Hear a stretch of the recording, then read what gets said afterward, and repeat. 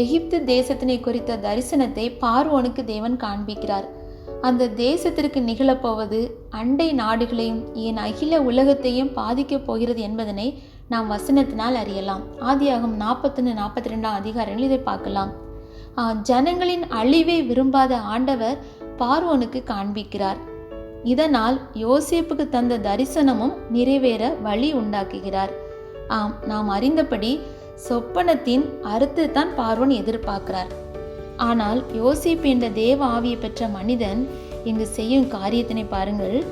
இந்த தேசத்துல நான் தவறா நடத்தப்பட்டேன் என்றோ, என்ன கஷ்டப்படுத்ததுனால தேவன் இந்த அழிவை தேசத்துக்கு கட்டளையிட்டார் என்றோ, இல்லை நீதிமானாகிய என்ன இவங்க குற்றப்படுத்தினாங்க அதனால இந்த தீமை வந்தது என்றோ கூறி மாறுதட்டாமல், மாறாக பஞ்சத்தில் காக்கப்படுவதற்கு நல்ல ஆலோசனையை தருகிறான்.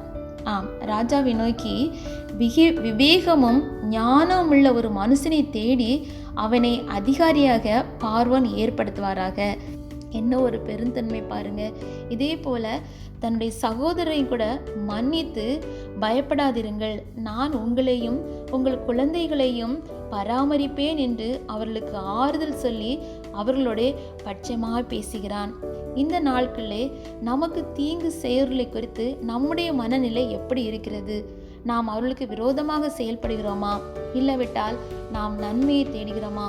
நம்மை நாமே யோசிப்போம். தேவனாகிய கர்த்தர் விரும்புகிற காரியம் நம்மிடத்திலே காணப்படட்டும். ஆமேன்.